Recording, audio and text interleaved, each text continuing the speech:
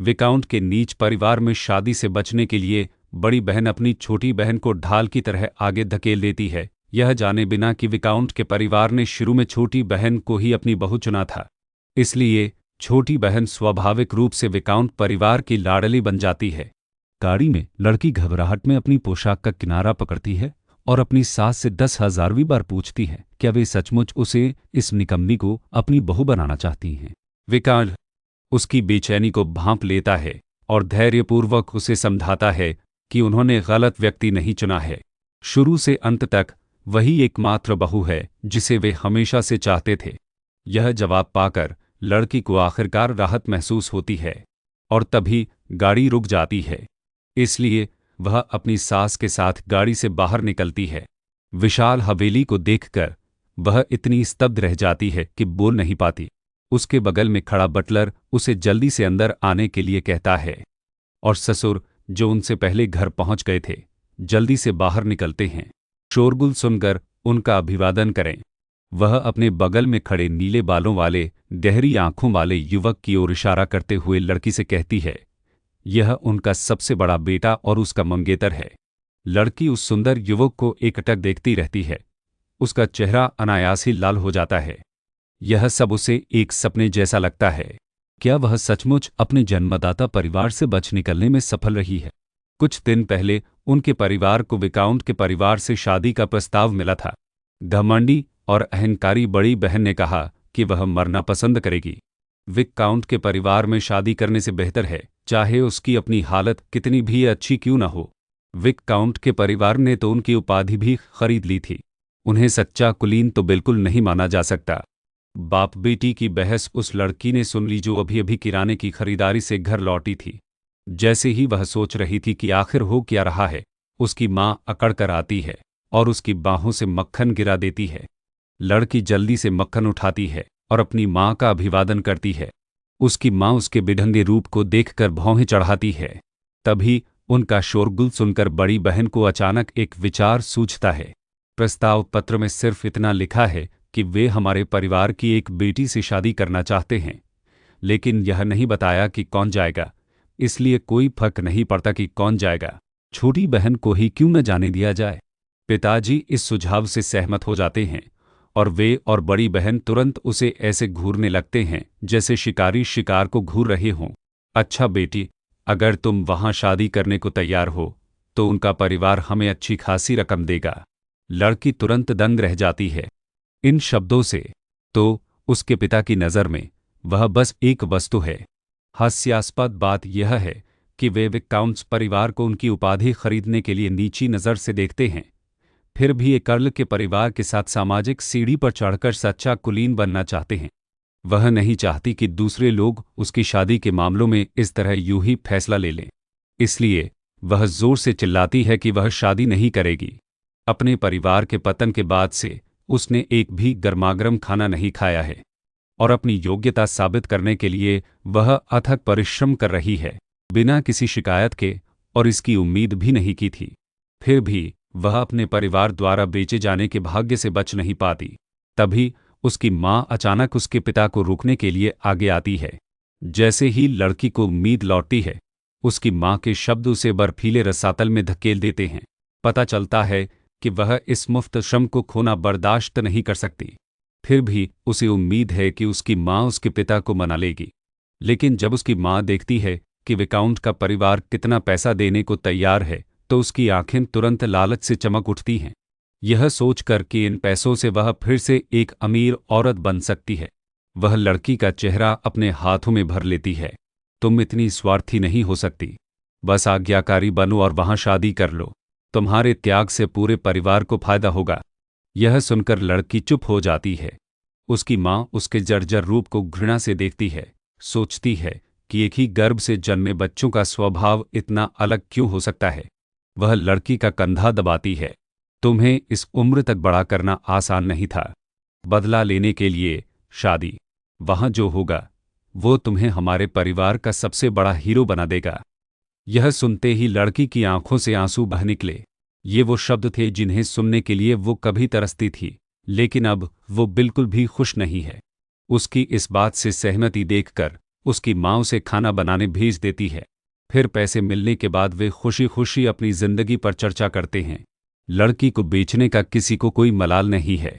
कमरे से बाहर निकलते ही लड़की बेकाबू होकर रोने लगती है। उसने कभी सोचा भी नहीं था कि एक दिन उसका परिवार उसे इतनी बेरहमी से छोड़ देगा।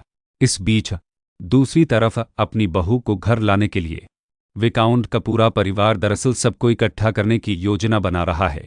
यह भव्य आयोजन उस लड़की को अभिभूत कर देता है जिसकी घर में कभी कद्र नहीं हुई। उसने कभी उम्मीद नहीं की थी कि उसके ससुराल वाले उसे इतना महत्व देंगे। उसके घमंडी परिवार वालों से बिल्कुल अलग। एक हफ्ते बाद विकाउंट का परिवार वादे के मुताबिक शादी का प्रस्ताव रखने आता है। पूरा परिवार एक भव्य जुलूस के साथ आता है, हर व्यक्ति एक सहज कुलीन भाव लिए हुए।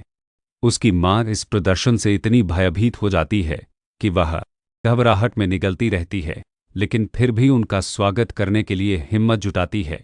आखिरकार वह इन नकली रईसों से पीछे नहीं रहना चाहती। लड़की अपने भाई की आकृति ढूंढती हुई इधर-उधर देखती है। उसे उम्मीद नहीं थी कि वह इतने महत्वपूर्ण दिन भी नहीं आएगा, इसलिए वह बस चुपके से अपनी होने वाली सास को देख पाती है, यह सोचकर कि वह जल्द ही उनके साथ परिवार का हिस्सा बन जाएगी। लड़की पहले ही उनका अभिवादन करने का फैसला करती है, लेकिन जैसे ही वह बोलने वाली होती है, उसकी माँ विक काउंटेस को एक तरफ बुलाती है और देखती है। दोनों परिवारों के बड़े लोग उसकी शादी पर जोर शोर से चर्चा कर रहे हैं। लड़की की आंखें धीरे धीरे धुंधली पड़ रही हैं, यानी उसे बिना शादी के ही बेच दिया जा रहा है। उसे यह भी नहीं पता कि उसका जीवन साथी कौन है।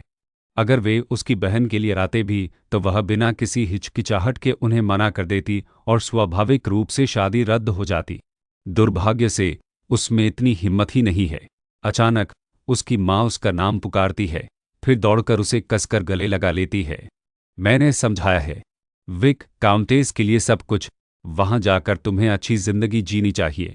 लड़की इन शब्दों से तुरंत भावुक हो जाती है। उसे उम्मीद नहीं होती कि उसकी माँ सचमुच उसके बारे में सोचेगी, ठीक वैसे ही जैसे वह अपनी माँ का शुक्रिया अदा करना चाहती है। उसकी माँ के अगले शब्द उसे सीधे वास्तविकता में खींच लेते हैं। वह ठंडे स्वर में उसे एक पल में जल्दी से वहां से चले जाने का आग्रह करती है, फिर बिना किसी हिचकिचाहट के मुड़कर चली जाती है। लड़की तुरंत वही स्तब्ध रह जाती है जब तक कि बटलर उसका सामान उसके लिए नहीं ले जाता। तभी वह वास्तविकता में वापस आती है और जल्दी से मना कर देती है। बटलर की दयालुता देखकर और अपना सामान लेकर भागकर बाहर निकल जाती है। वह सचमुच पूरी तरह से मूर्ख है जो उस निर्दयी परिवार से अब भी उम्मीदें रखती है।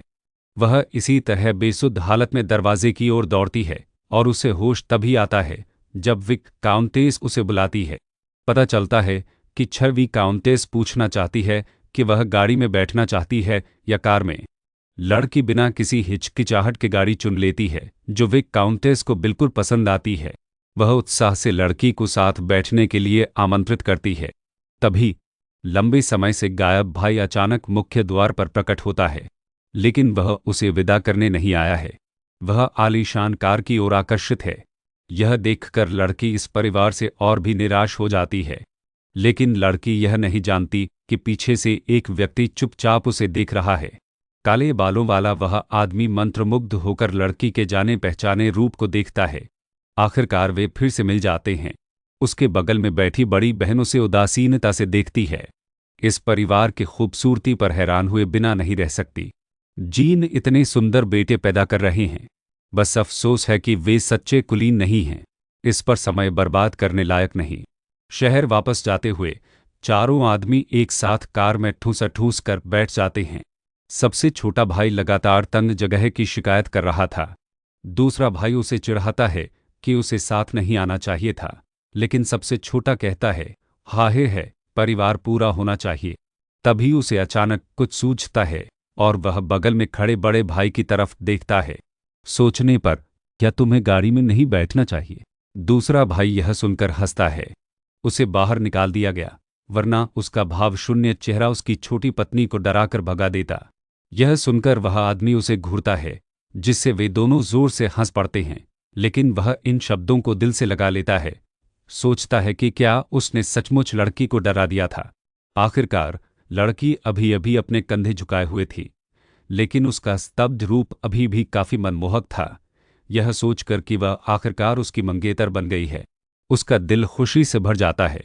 इसके तुरंत बाद लड़की को उसके ससुराल वाले एक भव्य जुलूस के साथ घर ले आते हैं।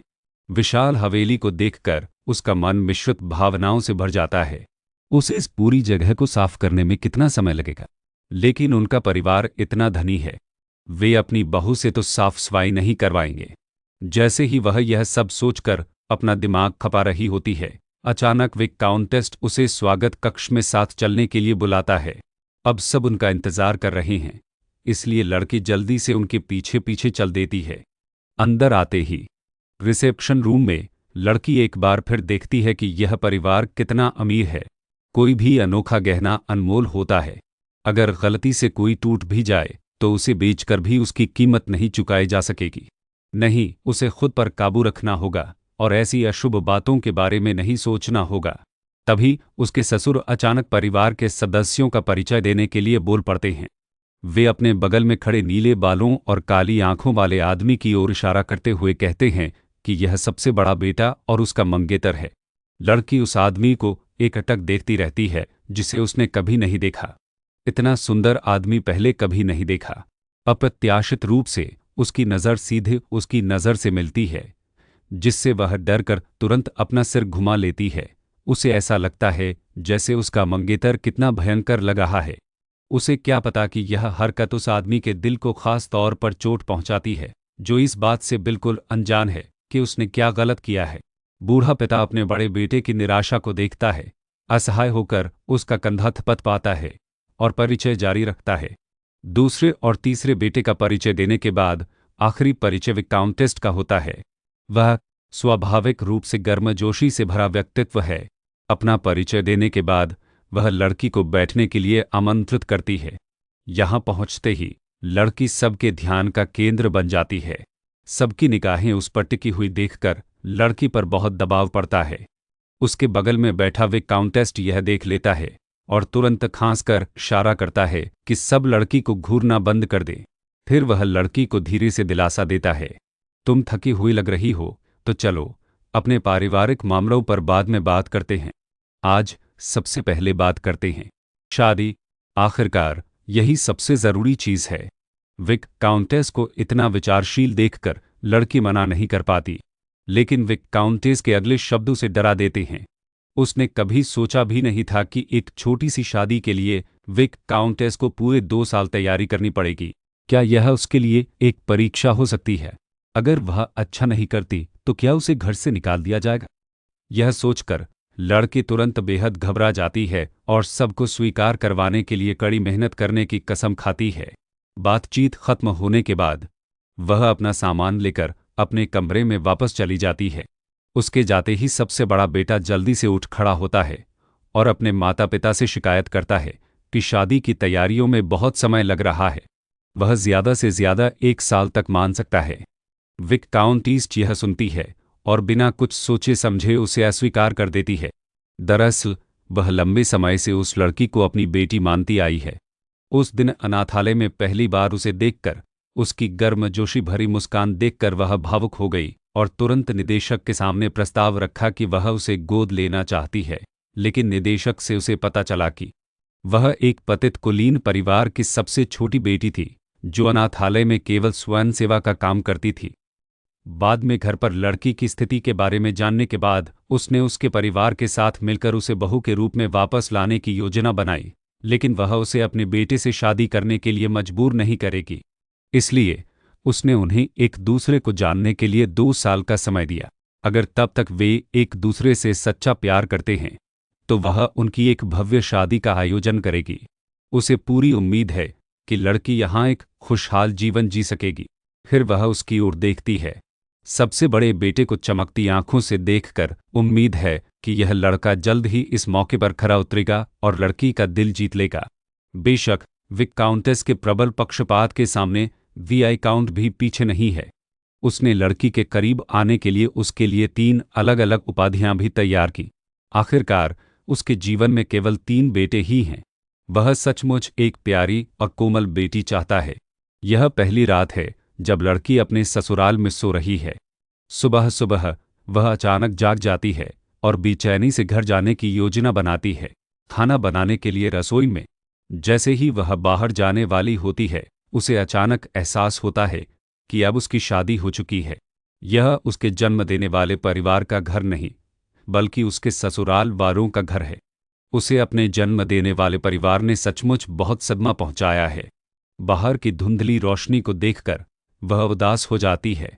उसे इतनी देर सोए हुए कई साल हो गए हैं, लेकिन इस समय वह अभी भी आराम करने की हिम्मत नहीं कर पा रही है। डरती है कि कहीं एक गलती की वजह से उसके ससुराल वाले उसे घर से निकाल न दें, इसलिए वह जल्दी से नीचे रसोई की ओर भागती है। रसोई में उसका रूप नौकरों में तुरंत हालचाल मच जाती है। मुख्य रसोइया जल्दी से उसका परिचय उनसे कराता है। यह भावी युवा मैडम है। फिर वह लड़की से पूछती है कि वह इतनी जल्दी रसोई में क्यों आई है।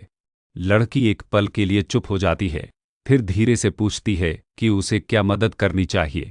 मैं रोटी और स्टू बना सकती हूँ और मैं सफाई में बहुत अच्छी हूँ, कृपया बेझिझक मुझे काम पर लगाए। यह अनुरोध सुनकर नौकर जिंदगी पर सवाल उठाए बिना नहीं रह पाते। अपनी सेवा के इतने वर्षों में उन्होंने पहली बार किसी मालिक को ऐसा कहते सुना है। बेटों का अनुरोध। इसलिए मुख्य रसोइया केवल विनम्रतापूर्वक लड़की के प्रस्ताव को अस्वीकार कर सकता है, लेकिन ये शब्द लड़की के कानों को कुछ और ही लगते हैं। वह सोचती है कि अगर ऐसा ही चलता रहा तो उसे जल्द ही बाहर निकाल दिया जाएगा। इसलिए वह दीवार से एक एप्रन पकड़ती है और सीधे रसोई में घुस जाती है, और मुख्य रसोइया उसे रोकने की कितनी भी कोशिश करे, सब बेकार है। वह बस लड़की को रसोई में अपना हुनर दिखाने दे सकती है, जिससे सभी नौकर यह कहकर चौंक जाए कि यह युवा मैडम वाकई बहुत प्यारी हैं। जल्द ही खाने का समय हो जाता है। जैसे सब लोग खाने की तैयारी में बैठ जाते हैं, विक्रांत ने एक तरफ खड़ी लड़की को देखा। तुम वहां क्यों खड़ी हो? लड़की यह सुनकर कुछ असमंजस में पड़ गई। आखिरकार घर पर खाना खाते समय उसकी माँ उसे मेज पर बैठने की इजाज़त नहीं देती थी। तभी सबसे बड़ा बेटा सोचते हुए लड़की के लिए एक कुर्सी खींचता है और कहता है, तुम यहाँ बैठ सकती हो। लड़की जल्दी से उसे धन्यवाद देती है। उसे उम्मीद नहीं थी कि वह उनके साथ खाना खाएगी। यह एहसास वाकई बहुत अवास्तविक था। उसके बगल में खड़ा बड़ा बेटा सोचते हुए पूछता है, अगर उसे दूध या चाय चाहिए?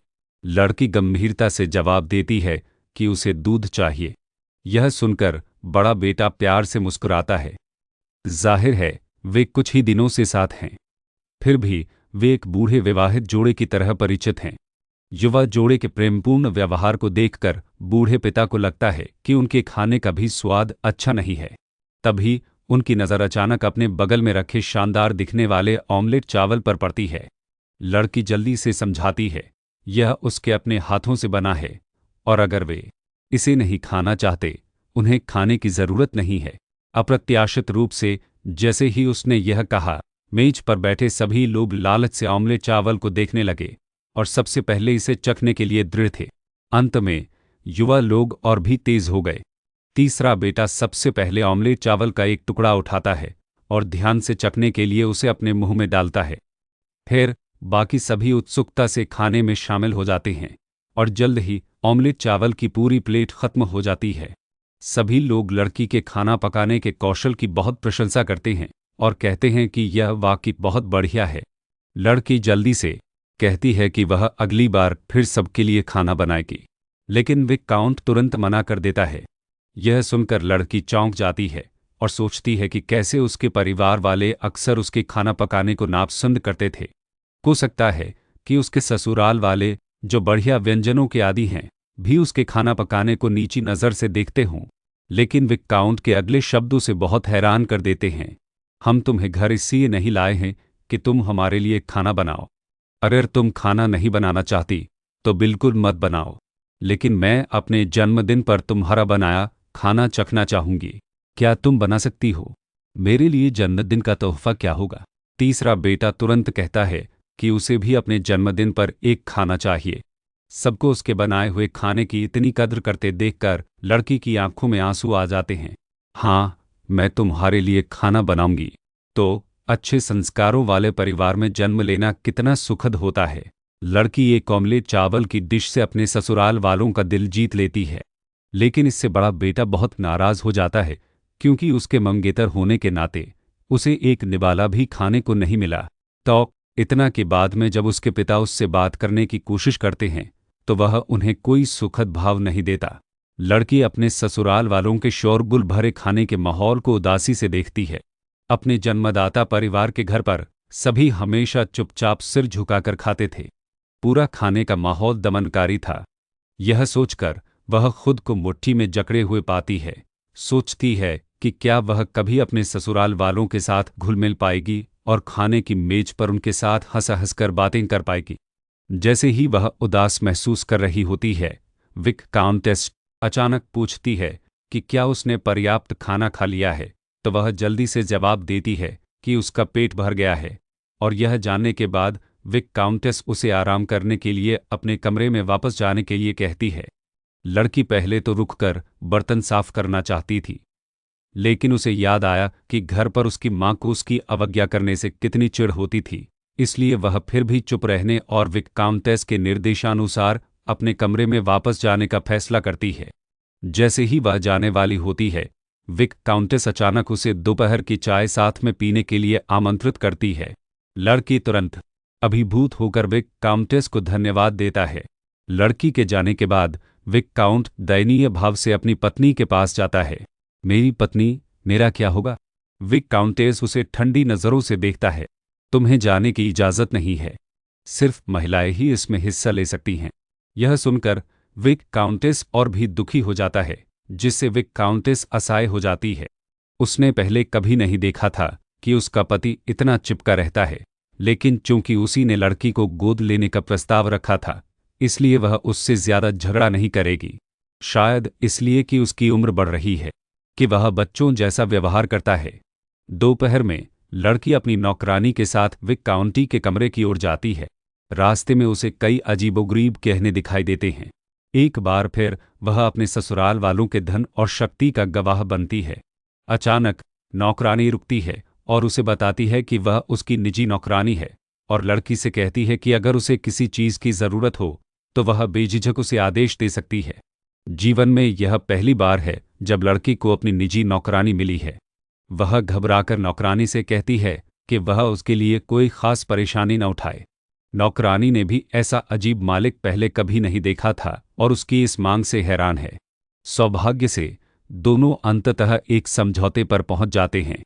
जब लड़की विक काउंटेस के कमरे में पहुंचती है तो विक काउंटेस व्यावसायिक मामलों को संभाल रही होती है, इसलिए वह उसे केवल इतना ही कह सकती है कि पहले वह अकेले चाय पिए और अपना काम खत्म करने के बाद वह उसके साथ आ जाएगी। जैसे ही लड़की चाय पीने के लिए कप उठाती है, उसे एक खास खुशबू आती है। उसने पहले कभी इतनी सुगंधित चाय नहीं पी थी, क्योंकि वह चाय की सुगंध से मदहोश हो जाती है।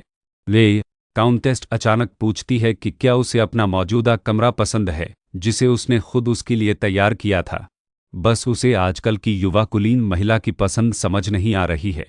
अगर उसे पसंद नहीं है तो मौसम ठीक होने पर वे इसे फिर से सजा सकते हैं। लड़की तुरंत कहती है कि वह बहुत संतुष्ट है, बस अलमारी थोड़ी अजीब लग रही है। छठी काउंटेस अचानक समझ जाती है। यह सुनकर, अलमारी में तो कोई समस्या है ना? क्या वॉक इन करवाना बेहतर होगा? अलमारी, लेकिन मुझे लगता है इस तरह कपड़े बदलना थोड़ा ठंडा होगा। लड़की देखती है कि बीआई काउंटेस ने उसकी बात गलत समझी। वह जल्दी से समझाती है कि उसे बस अलमारी में रखी चीज़ों की चकाचौंध से परेशानी है। सोच रही है कि अगर वह किसी और के कमरे में चली गई तो क्या यह अशिष्टता नहीं होगी, और वह खूबसूरत ऊंची एड़ी के जूते पहनने से खुद को रोक नहीं पाई, जिससे उसे बहुत शर्मिंदगी महसूस हुई। अचानक विक काउंटेस यह सुनकर हंस पड़ता है। आपको बोझ महसूस करने की ज़रूरत नहीं है। वे मूल रूप से हमने आपके लिए उपहार तैयार किए हैं।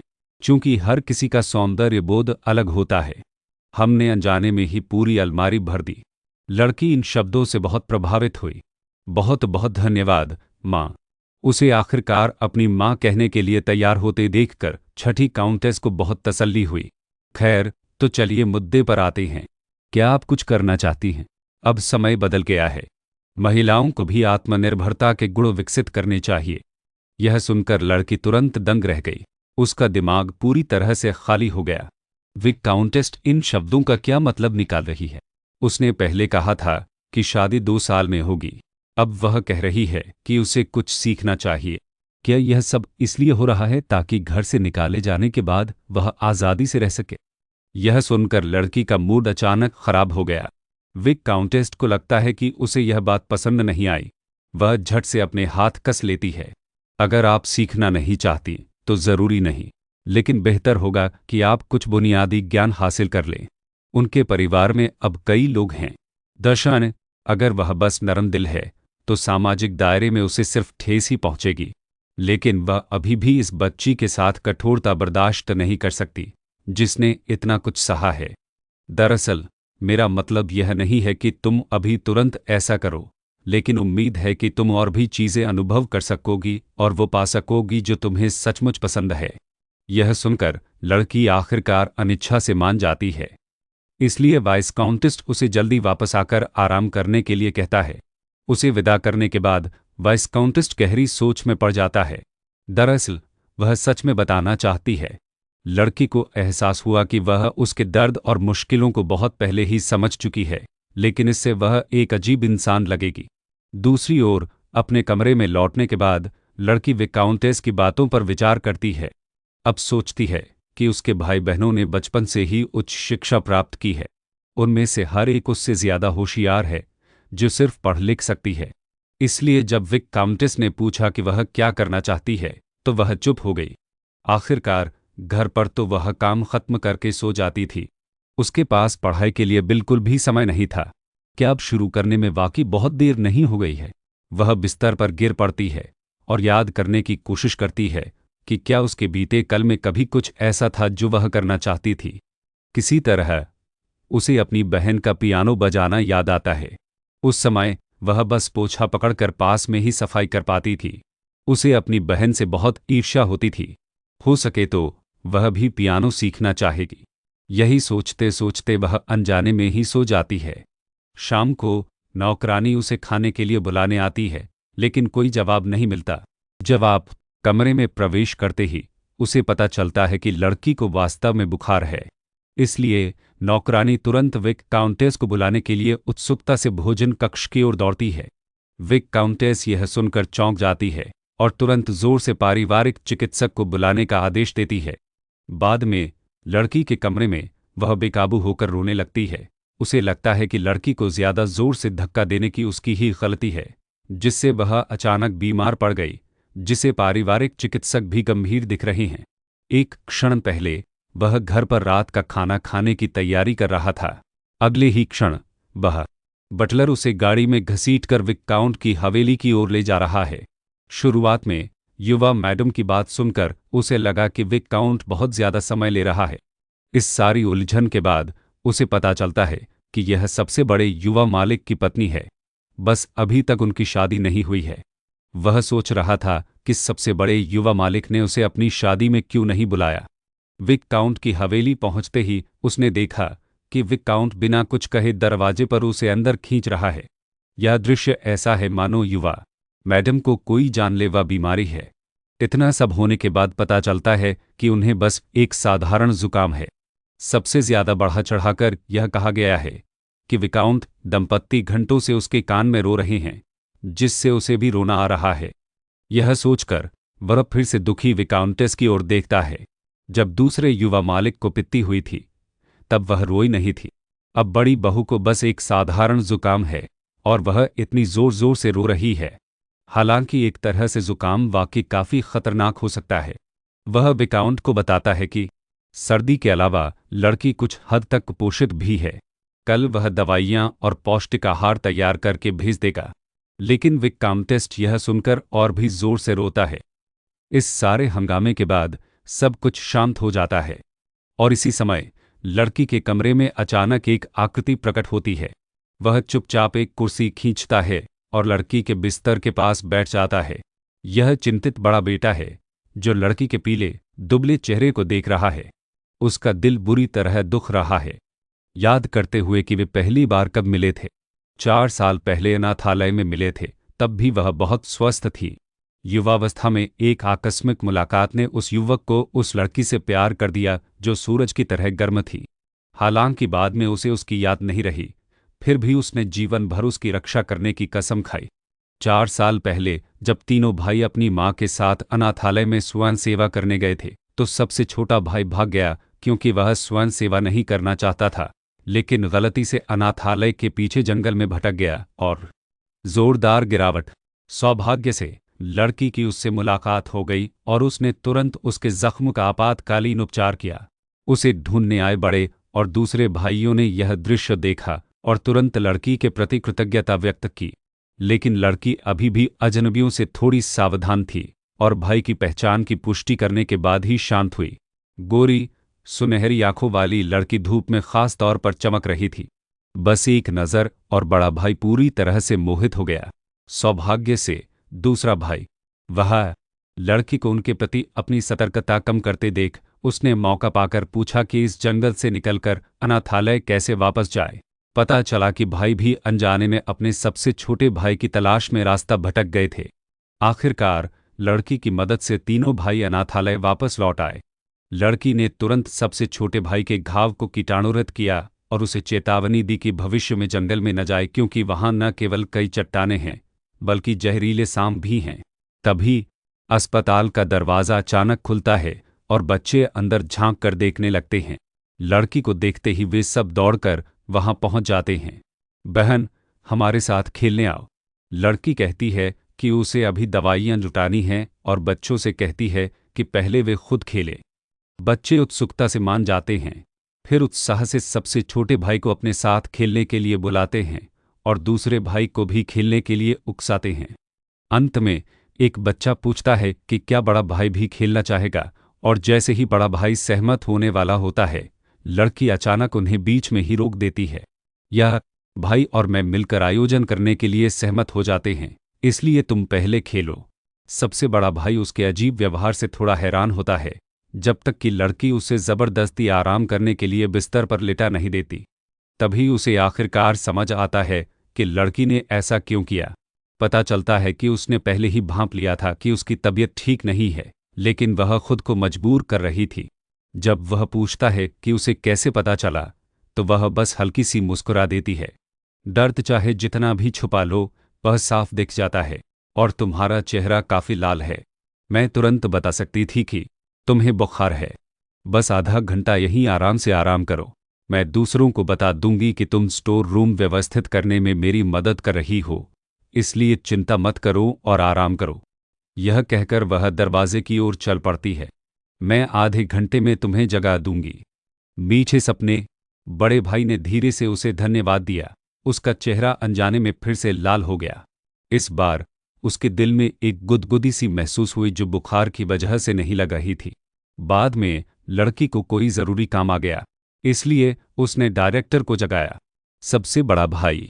उसके बाद बड़ा भाई कभी कभी स्वयंसेवी कार्य के लिए अनाथालय आता था, लड़की से मिलने की उम्मीद में, लेकिन संयोग से हमेशा उससे चूक जाता था। इसलिए उनकी अगली मुलाकात बहुत बाद में हुई। सबसे छोटा भाई लंबे अलगाव के बाद लड़की से मिलने के लिए बेहद उत्साहित था, लेकिन लड़की उनके साथ अजनबियों जैसा व्यवहार करती थी। शायद बहुत समय बीत चुका था और वह उन्हें भूल गई थी। आखिरकार तीनों भाई उसके लिए बस राहगीर ही थे। दोनों भाइयों की आंखें निराशा से भरी थीं, लेकिन सबसे छोटा भाई फिर से खुश हो गया। कोई बात नहीं, बहन ने मुझे पहचाना नहीं क्योंकि मैं अब मजबूत हो गया हूं।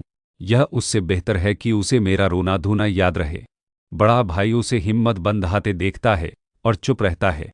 सच कहूं तो लड़की को याद हो या ना हो, उसे बहुत अफसोस होता है। उसे जो अच्छा लगा वह नहीं बदलेगा। उस दिन से उसने लड़की की रक्षा के लिए हर संभव कोशिश करने की ठान ली थी। फिर भी अब उसे उसकी बीमारी का तुरंत पता भी नहीं चल रहा था। अचानक एक तेज गड़गड़ाहट की आवाज आती है। बड़ा भाई आश्चर्य से अपना सिर घुमाता है और लड़की को पूरी तरह लाल चेहरे के साथ देखता है। पता चलता है कि लड़की अभी कुछ देर पहले ही बुखार उतरने के बाद उठी थी। जब उसने हड़बड़ाकर इधर-उधर देखा तो उसे अचानक अपने बिस्तर के पास बड़े भाई की आकृति दिखाई दी। जैसे ही वह घबराई और सोच रही थी कि क्या हो रहा है, उसका पेट जोर जोर से गड़गड़ाने लगा। बड़ा भाई पहले तो इस आवाज से स्तब्ध रह जाता है, फिर धीरे से मुस्कुराता है, फिर उसके पास बैठकर उसका माथा छूता है। तुम जाग रही हो? लगता है तुम्हारा बुखार उतर गया है। बड़े भाई की हथेली की गर्माहट महसूस करते ही लड़की का नन्हा दिल तेजी से धड़कने लगता है। तभी बड़े भाई को याद आता है कि अभी उसके पेट में गुड़गुड़ाहट हो रही थी। वह तुरंत रसोई में उसके लिए खाना लाने दौड़ता है। लड़की उसे रोकने की कितनी भी कोशिश करे, बेकार है। लंबी टांगें तेज दौड़ती हैं। इस समय लड़की देखती है कि वह बहुत पसीने से चिपचिपी हो गई है, इसलिए वह बड़े भाई के लौटने से पहले नहाने का फैसला करती है। लेकिन बड़ा भाई आधे रास्ते में ही वहां अचानक वह उलझन में पड़ जाता है कि लड़की के लिए दूध लाऊं या चाय। आखिरकार वह वापस जाकर लड़की की पसंद पूछने का फैसला करता है, और ऐसे ही बड़ा भाई दरवाज़ा खटखटाना भूल जाता है। ठीक समय पर अंदर आता है और लड़की को कपड़े बदलते हुए देखता है। उसी क्षण बड़ा भाई चौंक कर सुअर जैसी चीख निकालता है, दरवाज़ा जोर से बंद कर देता है और घबराकर भाग जाता है। लड़की अपने कपड़े पकड़े हुए जमी खड़ी रहती है। उसे उम्मीद नहीं थी कि आमतौर पर अलग थलग रहने वाला बड़ा भाई इस तरह अपना संयम खो देगा। बड़े भाई का यह हंगामा दूसरे और तीसरे भाइयों को भी आकर्षित करता है, जो सामूहिक रूप से उसके शर्मनाक व्यवहार की निंदा करते हैं, जिससे वह और भी शर्मिंदा हो जाता है। अगले दिन फॉलोअप जांच के लिए आने वाला डॉक्टर लड़की की बहुत परवाह और चिंता करता है, जिससे लड़की काफी असहज हो जाती है। वह उसके साथ एक बच्ची जैसा व्यवहार कर रहा है। छठी काउंटेस चिंतित है कि वह अपने कमरे में रहकर बोर हो जाएगी, इसलिए साथ में पीने के लिए नींबू का रस लाती है। डॉक्टर उसे याद दिलाते हैं कि लड़की को और आराम की जरूरत है, इसलिए वे भी साथ नहीं रह सकते। लंबा और विक काउंटेस तुरंत कहती है कि वह समझ गई है। लड़की विक काउंटेस द्वारा लाए गए नींबू के रस का एक घूंट लेती है। अजीब बात यह है कि यह उम्मीद के मुताबिक खट्टा नहीं बल्कि मीठा है, और उसे पता चलता है कि विक काउंटेस ने उसके लिए खास तौर पर शहद मिलाया है। वह सोचती है कि पिछले कुछ दिनों में उसकी बीमारी के दौरान उसके ससुराल वालों ने उसका कितना खास ख्याल रखा है। पहले तो विक काउंटेस को उस दिन उसे पढ़ाई के लिए मजबूर करने के लिए बहुत ग्लानि होती है। फिर उसके ससुर उसके लिए ढेर सारा उच्च कैलोरी वाला खाना बनाते हैं, उम्मीद करते हुए कि वह जल्दी ठीक हो जाओ। और अंत में दोनों छोटे भाई उसकी बीमारी पर समय पर ध्यान न देने के लिए खुद को दोषी मानते हैं, यह सोचकर कि कैसे हर कोई उसकी देखभाल के लिए इतना समर्पित है। वह उनकी उम्मीदों पर बिल्कुल भी पानी नहीं फेर सकती। इसलिए वह सक्रिय रूप से विक काउंटेस से कहती है कि वह मन लगाकर पढ़ाई करना चाहती है और जल्द ही एक योग्य बड़ी बहू बनने की उम्मीद करती है। विक काउंटेस उसे इस तरह देखकर बहुत सुकून पाती है। सब कुछ अच्छी दिशा में आगे बढ़ रहा है, सिवाय एक व्यक्ति के। उस घटना के बाद से सबसे बड़ी भाई कई दिनों से घर नहीं आया है। हालांकि वह काम के सिलसिले में एक बिजनेस ट्रिप पर गया था, फिर भी उसने तय किया कि वापस आने पर उसे अपनी पत्नी से माफ़ी ज़रूर मांगनी चाहिए। जैसे ही वह फिर से गहरे अपराध बोध में डूबा हुआ था, एक अप्रत्याशित मेहमान उसके कमरे में आया। पता चला कि उसके अच्छे दोस्तों को उसकी शादी के बारे में पता चल गया था और वे अपनी जिज्ञासा शांत करने के लिए दौड़े चले आए। लड़की को दुल्हन के रूप में घर लाने के लिए उन्होंने बहुत ही उदारता से दहेज दिया। जैसे ही मार्कस परिवार को पैसे मिले, उन्होंने उसे पानी की तरह बहा दिया और कामना की कि काश दुनिया को बता सकते थे कि उन्होंने अपनी बेटी को विकाउंट्स परिवार को बेच दिया है। यह सब बड़े भाई की उम्मीदों के मुताबिक ही था। आखिरकार अल दंपत्ति के लालच और अयोग्यता के कारण ही उन्होंने अपनी अपार संपत्ति कमाई, और उनका बड़ा बेटा भी एक निकम्मा इंसान है जिसकी कोई महत्वाकांक्षा नहीं है, जिससे डरने लायक कुछ भी नहीं। उसे बस अपनी सबसे बड़ी बेटी की चिंता है। वह हमेशा दिखावटी दिखती है, जिससे लड़की को बहुत तकलीफ होती है। जैसे ही वह अपने विचारों पर ध्यान केंद्रित करता है, ड्यूक उसके बगल में बैठ जाता है। लेकिन ये पैसे तुम्हारे परिवार के लिए ज्यादा नहीं हैं, है ना? लेकिन क्या तुम्हें उस पत्नी का दिखावा नहीं करना चाहिए जिसके लिए तुमने इतने पैसे दिए हैं? या तुम्हें वाकई कोई समस्या है?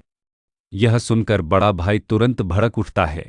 वह इस बदमाश को अपनी पत्नी के बारे में कुछ भी नहीं बताना चाहता। उसे चुप देखकर ड्यूक बस खुद जांच करने का प्रस्ताव रखता है। यह सुनकर बड़े भाई के चेहरे पर तुरंत उदासी छा जाती है। सौभाग्य से अल तुरंत आगे आता है मामले को सुलझाने के लिए। बड़ा भाई उन दोनों को अनदेखे नज़रों से देखता है। ये दोनों अब भी पहले की तरह अविभाज्य हैं और उनसे पहली मुलाकात के दिन से ही उसके जीवन में जबरदस्त बदलाव आए। लेकिन उसके दो अच्छे दोस्तों को अब भी यह अविश्वसनीय लगता है कि उसने एक गिरे हुए अल्प परिवार की बेटी को अपनी पत्नी के रूप में चुना। आखिरकार वह शाही अकादमी से उत्कृष्ट चरित्र और शैक्षणिक प्रदर्शन वाला एक उत्कृष्ट स्नातक था। इसलिए वे बड़े भाई से विनती करते रहते हैं कि वह उस लड़की को भव्य समारोह में उनसे मिलवाए। उत्सव। लेकिन जैसे ही सबसे बड़े भाई को यह पता चलता है, वह तुरंत वहां से चला जाता है, जिससे उसके दोनों अच्छे दोस्त बहुत निराश हो जाते हैं। इस बीच विक काउंटेस के प्रोत्साहन से लड़की अपनी प्रिय पेंटिंग फिर से उठा लेती है। अप्रत्याशित रूप से उसके द्वारा बनाई गई लैंडस्केप पेंटिंग उसके ससुर और सास के बीच उस पर झगड़ा करवा देती है और अंततः ससुर थोड़े अंतर से जीत जाता है। फिर विक काउंटेस उसे उसके और बड़े बेटे के बारे में चिढ़ाती है। क्या तुम दोनों में झगड़ा हुआ था? बड़ा बेटा अभी तक वापस नहीं आया है। उसकी व्यावसायिक यात्रा अभी पूरी नहीं हुई है। मैं तुम्हारे लिए सगाई समारोह भी नहीं कर सकती। यह सुनते ही लड़की तुरंत शर्मा जाती है और अपनी पोशाक कसकर पकड़ लेती है। छठे काउंटेस की यह बात सुनकर उसने सचमुच उस दिन के बाद से बड़े भाई को नहीं देखा है। क्या उस दिन उसकी प्रतिक्रिया से उसके भाई की भावनाओं को ठेस पहुंची होगी? फिर काउंटेस उसे बताता है, हालांकि सगाई समारोह अभी तक नहीं हुआ है, लेकिन उसे लंबे समय से उसका असली परिवार माना जाता है। चूंकि सगाई समारोह कब होगा यह निश्चित नहीं है, इसलिए वह देने की योजना बना रही है। उसे पारिवारिक विरासत जल्दी मिल जाती है। इससे लड़की बहुत शर्मिंदा होती है। इससे पहले उसे तीसरे भाई से कई उपहार मिल चुके थे। इतनी महंगी पारिवारिक विरासत वाकई उसकी क्षमता से बाहर है। लेकिन विक काउंटेस कहती है कि यह पैतृक परंपरा है। अगर वह अब भी उन्हें परिवार मानती है तो उसे इसे स्वीकार करना ही होगा। विक काउंटेस के समझाने पर लड़की आखिरकार इसे स्वीकार कर लेती है और इसे संजोकर रखने का वादा करती है। तभी विक काउंटेस को अचानक कुछ याद आता है और वह कहती है, वह लड़की जिससे उसका जन्मदाता परिवार भव्य समारोह से पहले मिलने आएगा। ये शब्द कहते ही लड़की का दिल दहल जाता है। ये लोग किस लिए आ रहे हैं? क्या उसकी बहनों से फिर से बेरहमी से अपमानित करेगी? अगर उसके ससुराल वाले उसे धमकाते हुए दिखेंगे तो क्या वे उसके प्रति उदासीन हो जाएंगे? बस यही सोचकर वह डर जाती है। लेकिन विक काउंटेस ने एक बार कहा था, वे पहले से ही परिवार हैं। ये शब्द उसे असीम साहस देते हैं। बिल्कुल सही। अब उसे अपने तथाकथित जन्म परिवार से इसलिए क्योंकि उसका उनसे बहुत पहले कोई लेना देना नहीं था। अब वह अपने ससुराल वालों के परिवार का हिस्सा बन चुकी है। जब उसकी माँ और बहन आती हैं तो वे हमेशा की तरह बनावटी अंदाज में मुस्कुराती हैं। दरअसल सबको अच्छी तरह पता है कि वे अब सिर्फ लड़की का दुर्भाग्य देखने आ रही हैं। खासकर बहन को वसंत आ गया है और उन्हें अभी तक शादी का निमंत्रण नहीं मिला है। लगता है लड़की की शादी ही नहीं हुई है। यह सोचकर उसे बहुत अच्छा लग रहा है। उसकी खुशी हमेशा उसकी बहन के दर्द पर टिकी रही है। वह उस लड़की को, जो सिर्फ सफाई करना जानती है, आगे बढ़ने और कामयाब होने नहीं देगी। जब तक वह जिंदगी भर दुख में जीती रहेगी तब तक वह संतुष्ट रहेगी। लेकिन अगले ही पल लड़की का रूप मां बेटी को हकीकत का एहसास करा देता है। उसका सुंदर और आत्मविश्वासी रूप देखकर मां बेटी को अपनी आंखों पर यकीन नहीं होता। बहन तुरंत उसे डांटती है, तुम बिल्कुल सही समय पर आई हो। जाओ, मेरे लिए दूध वाली चाय बनाओ। बस तुम अक्सर ऐसा करती थी, है ना? अपनी बहन को बेबाक तरीके से अपमानित करते हुए सुनकर लड़की अपनी पोशाक को कसकर पकड़े बिना नहीं रह पाती। आमतौर पर सौम्य रहने वाला वीसी काउंटेस भी शांत नहीं बैठ पाता। बहू, तुम्हें जाने की जरूरत नहीं है। चाय वाला तुम्हारे लौटने पर दूध वाली चाय फिर से भर देगा। लड़की विक काउंटेस को अपनी तरफ इतनी मजबूती से खड़ा देखती है और राहत से मुस्कुराती है। वह धीरे से विक काउंटेस के हाथ खोलती है। कोई बात नहीं, आखिरकार हम मेहमानों के साथ असभ्य नहीं हो सकते। बहन सोचती है कि वह एक है फिर से और मन ही मन खुश हो जाती है। फिर वह हर जगह देखने की योजना बनाती है। यहाँ आने से पहले ही उसने विक काउंटेस और अन्य लोगों से और पैसे मांगने की योजना बनाई थी। उसे उम्मीद नहीं थी कि यह जगह उसकी कल्पना से भी ज्यादा आलीशान होगी। इसलिए वह तुरंत एक नौकरानी को रोकती है और उसे लड़की के कमरे में ले जाने की मांग करती है। नौकरानी को यह अनुरोध अनुचित लगता है और वह मना कर देती है, लेकिन बहन उसे जोर से थप्पड़ मारती है। तुम क्या हो? एक मामूली नौकरानी मुझसे बात करने की हिम्मत कैसे कर सकती है? मुझे जल्दी से वहां ले चलो। अंत में नौकरानी डर के मारे फिर से पिटने के बावजूद वह वहां पहुंच जाती है। अचानक जब बहन कमरे को देखती है तो उसकी आंखें चमक उठती हैं। उसे यकीन नहीं होता कि यह परिवार उस लड़की के साथ इतना अच्छा व्यवहार करता है, उसके लिए इतने महंगे कपड़े और गहने सजाता है। वह सब कुछ समेट कर ले जाना चाहती है और उसे दराज में छिपा परिवार का विरासत का सामान भी मिल जाता है। वह बिना किसी हिचकिचाहट के उसे भी ले जाती है। जबकि सास और बहू उनके आवभगत में व्यस्त हैं, उन्हें कुछ भी पता नहीं है। विक काउंटेस्ट अपनी कुर्सी पर गिर पड़ती है। उसे ऐसा लगता है जैसे